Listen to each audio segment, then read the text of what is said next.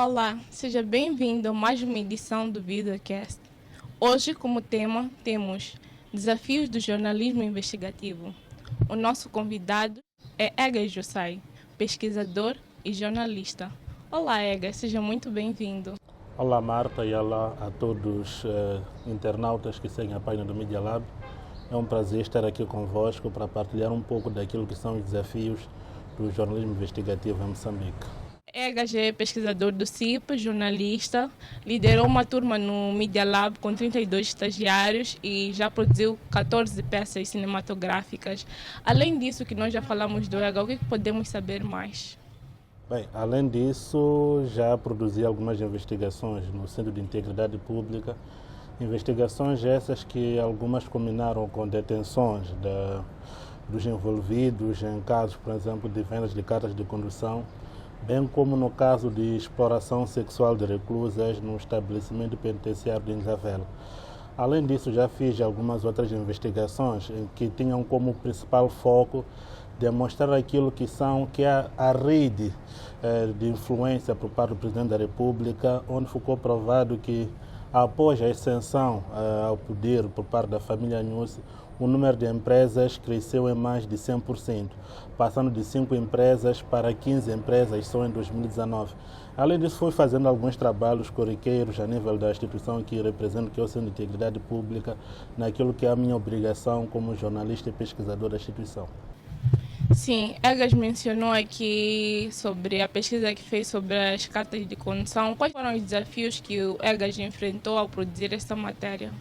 Bem, um dos principais desafios é inserir-se na rede ou no objeto da investigação.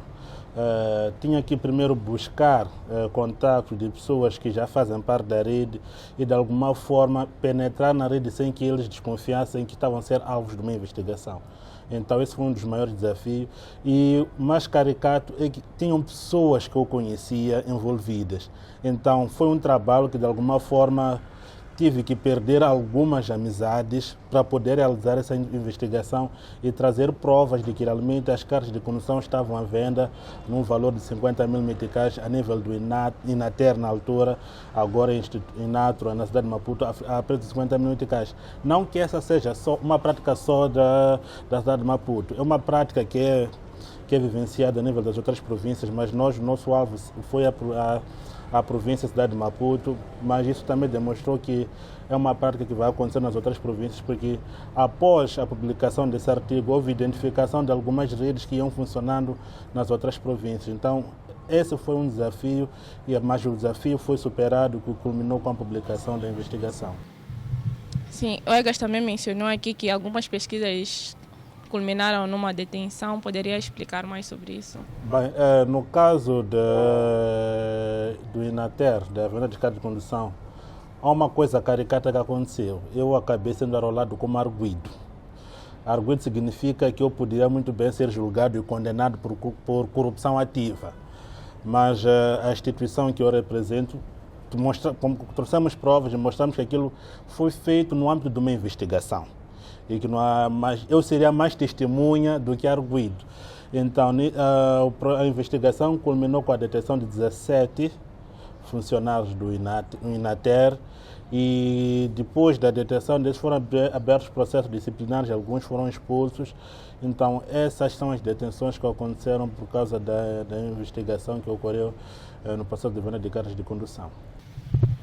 Certo. E o Egas, quais são os desafios que Egas analisa para um jornalista investigativo em Moçambique? Bem, o primeiro desafio é o acesso à informação. É difícil ter acesso à informação em Moçambique, principalmente nos últimos anos. As instituições têm vindo a se fechar cada vez mais, dificultando assim o acesso à informação. Isso obriga o jornalista investigativo sempre a reinventar-se para ter informação, porque usando os meios normais dificilmente vai ter informação que é do interesse público e que é oculta, por isso que as instituições não trazem para o conhecimento público. Além do acesso à informação, é a questão da limitação, muito mais nas redações. Nós sabemos que de alguma forma as redações são controladas. Isso muito mais por causa da interferência política nas redações. É normal hoje em dia apresentar uma proposta de investigação, mas a mesma não ser aceita porque envolve pessoas do poder político com alta patência. Isso faz com que, de alguma forma, muitos jornalistas percam a crença em fazer investigações. Além disso, são a questão do custo. Investigar não é coisa barata. Investigar custa muito e também leva muito tempo. É normal um jornalista investigativo levar 6, 5 meses a investigar uma única coisa. E por isso, durante esse tempo está a gastar fundos. Então, temos que tentar aliar o custo e a questão do tempo. As redações não estão interessadas, quanto menos tempo você levar a fazer um trabalho e gastar menos, para elas melhor. Mas nós sabemos que se quisermos um trabalho de qualidade, temos que ingerir muito tempo e também gastar recursos para a obtenção de um trabalho com qualidade. No caso do acesso à informação, como o Edgar muito bem mencionou, que disse que as instituições atualmente tendem mais a se fechar, como é que acha que nós podemos ultrapassar esta barreira? O jornalista tem que ter uma boa carteira de fontes. Muitas das vezes as denúncias ou a informação que as instituições não dão de forma oficial, sempre o jornalista tem que ter acesso mediante alguns funcionários das instituições. Por isso que disse que o jornalista tem que ser uma pessoa aberta e dinâmica. A abertura a criar contatos e dinâmica no sentido de facilmente conseguir detectar um gancho que vai poder conduzir àquela que é a sua investigação. Um exemplo concreto é que muitas das vezes as denúncias nós recebemos até dos próprios funcionários das empresas, partilham documentos conosco sobre aquilo que eles... Porque há um sentimento de que a corrupção ou os problemas que afetam as instituições públicas têm interferência na vida de todos nós. Então, essa forma de pensar de alguns cidadãos faz com que, de alguma forma, estejam mais aptas a partilhar informações que as próprias instituições que representam que não partilham. Há casos em que próprios PCAs, diretores gerais, partilham informações em anonimato, por não quererem se ver ligadas à certeza de informação. Então, os jornalistas têm que saber se readaptar e buscar ter uma carteira de fontes credível para obter informações que sejam importantes para a sua investigação. Podemos observar que o Egas é formado em administração pública, mas realizou alguns cursos em jornalismo. Eu gostaria de saber o que fez o Egas migrar da administração pública para o jornalismo, principalmente o jornalismo investigativo. Bem, é o seguinte, eu depois da formação em administração pública e passar pelo estágio no Media Lab, pude perceber que estava perdido. Então me encontrei no jornalismo porque eu sempre estive a veia de ativismo. Fui ativista do então programa Geração Biz na altura por 5 anos, então sempre tive essa veia de ativismo, tive essa pretensão de se continuar na carreira de ativismo, sendo o jornalismo uma forma também de gerar mudanças. E acabei entrando no jornalismo e acabei me especializando ou me apaixonando pelo jornalismo investigativo. Recordo-me de alguns episódios com o então diretor do Media Lab, o Rui Lamarques. Sempre havia reuniões de pautas às segundas-feiras. E eu era tido aquilo como... Até o Rui me chamava de pauteiro, porque eu sempre pensava em pautas e acabava dando os colegas. Porque há que se saber reconhecer aquilo que são as valências. Uma pessoa ou um jornalista não é capaz de ser bom em tudo. Há jornalista que é bom em pensar em pautas e há quem é bom em executar. Da mesma forma que há quem é bom a contar história, mas não é bom a recolher evidências. Então, eu acabei vendo que a minha veia era muito mais para o jornalismo investigativo. Para eu conseguia ver algo que algumas pessoas não conseguiam ver. Então, foi daí que acabei criando essa sensação ou a necessidade de me aperfeiçoar ainda mais no jornalismo investigativo. Participei de alguns treinamentos, quer nacionais como internacionais, sobre jornalismo investigativo, que acabaram me dotando de alguns conhecimentos de técnicas que agora uso no meu dia a dia durante a execução dos meus trabalhos. O Egas agora trabalha atualmente no CIP. Como é que o Egas migrou do Media Lab para o CIP? Isso foi um mês depois de terminar o estágio no Media Lab, isso foi em agosto de 2018. Recebi um convite para fazer parte de uma pesquisa da União Africana sobre a implementação da Convenção da União Africana de Combate à Corrupção. Era uma pesquisa que estava a se realizar em mais de 5 países em África. Participei juntamente com o meu ex-colega, o Martino Mar, que agora faz parte do jornal Integrity Moçambique, acho que é isso, não me fale. Participamos da elaboração do relatório de Moçambique sobre a implementação e esse relatório acabou sendo o melhor relatório de África. Então a instituição viu que eu tinha potencial e acabei ficando como membro do quadro da instituição depois da realização dessa pesquisa.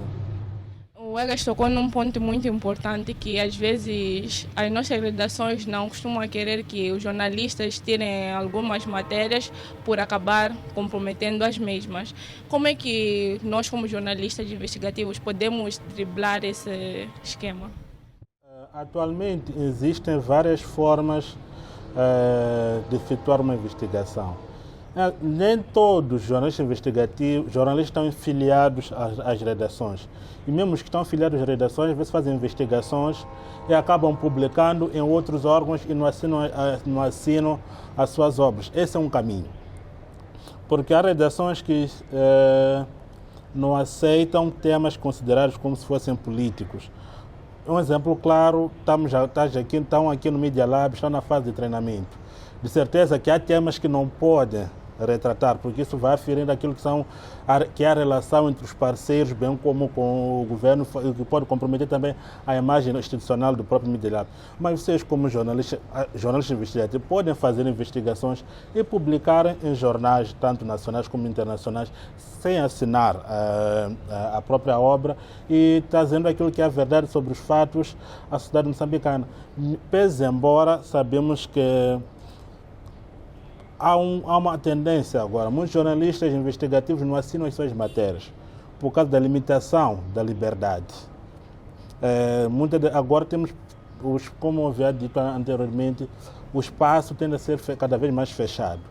E quem se atreve a fazer uma investigação contundente facilmente sofre ameaças.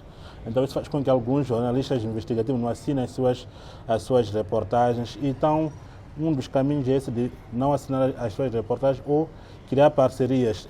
Temos a rede moçambicana de jornalistas investigativos, que pode ser também uma forma de publicar as suas matérias, como também temos o Instituto Africano de Jornalismo Investigativo. Eles recebem propostas de investigações e publicam essas investigações sem nenhum custo para os jornalistas investigativos. Certo. O CIP realiza algumas pesquisas, dentre elas trabalha com jornalismo de dados. Quais são os desafios do jornalismo de dados em Moçambique? Bem, o jornalismo de dados, o desafio acaba sendo o mesmo, que é o acesso à informação. Se for a ver, por exemplo, pode querer procurar saber quais são os gastos de um certo ministério. Vai procurar ver na conta geral do Estado. Esses gastos não estão lá discriminados. Então isso acaba dificultando aquilo que é o processo de investigação, de busca desse dado. Vai, por exemplo, nos municípios. Quais foram os gastos dos municípios, por exemplo, no município de Nampula, nos últimos 5 anos. Vai para lá de encontrar essa informação. Então, o acesso à informação continua a ser o mesmo, o calcanhar daqueles para o jornalismo investigativo. Mas também temos que ver que o jornalismo de dados é uma coisa nova em Moçambique. Ainda temos muita dificuldade em saber interpretar esses dados. Então isso acaba fazendo com que muitos jornalistas não optem muito na prática do jornalismo de dados, porque ainda há muitas lacunas. Então são esses desafios que o país tem de forma a superar, desafios que são impostos pelo jornalismo de dados. Egas disse que nós temos muitas dificuldades com o jornalismo de dados. Podemos entrar na conta geral do Estado e acabar não apanhando aquilo que nós procuramos. Se encontramos essa barreira, como é que nós podemos contornar essa barreira? É assim, acho que o jornalista deve se capacitar, é o primeiro ponto. Porque às vezes a informação está lá, só que quando o jornalista não está capacitado para desvendar aquela informação, acaba dizendo, é mais uma informação. É que, né, vou dar um exemplo concreto, por exemplo, estamos a falar dos concursos públicos. Às vezes lá vêm os valores, já são 5 milhões, já não é nada. Mas se por acaso for correr atrás da informação de quanto, em condições normais, a nível internacional, quanto custa reabilitar 1 quilômetro, há de ver que reabilitar 1 quilômetro está por aí $1 milhão. Aí você pode fazer as contas, tipo, se no mundo desenvolvido reabilitar 1 quilômetro está por aí $1 milhão, por que em Moçambique vai estar por aí 100 milhões de meticais? Aí faz o cruzamento dos dados, vai verificar que houve uma sobrefaturação, ou se por acaso houve desvio da aplicação dos valores. Então, são essas artimanhas que o jornalista vai tendo cada vez mais que for a se capacitar em jornalismo de dados. Ok, muito obrigada, Egas. Vamos observar agora um curto intervalo. Não deixe de nos assistir. Até já.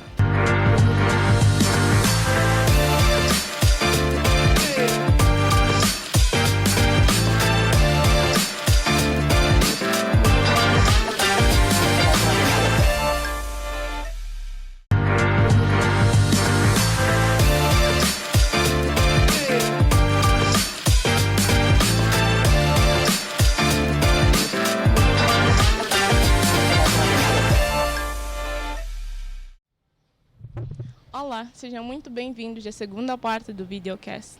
Hoje estamos em conversas com Egas Jussais, pesquisador e jornalista. Egas, Media Lab trabalha com jornalismo na questão dos recursos naturais e transparência. Nós, como jornalista, temos uma matéria, por exemplo, de recursos naturais na província de Cabo Delgado, mas nós sabemos que a província de Cabo Delgado agora está a enfrentar uma guerra com insurgentes. Como é que nós podemos contornar essa situação de ter insurgentes em Cabo Delgado e, consequentemente, nós queremos fazer uma matéria sobre isso? Bem, o jornalista tem que estar apto a todos os desafios. Se for já perceber a guerra ou o terrorismo em Cabo Delgado, mas todos os dias tens informações do que acontece lá. Uma das principais coisas que o jornalista deve ter, ou que não deve ter, é medo da morte. Sei que é difícil ouvir isso, mas o jornalista não pode ter medo de morrer. Tem que ir atrás da informação. Vais perceber que em ambientes de guerra é aproveitado para ver pilhagem de recursos. Nós sabemos que Cabo Delgado é uma província extremamente rica em recursos minerais. Mas agora, com a questão da insurgência, não está-se a verificar que quantidades de minerais estão a ser explorados, estão a ser retirados de Cabo Delgado. Mas pode aparecer um jornalista e fazer essa investigação.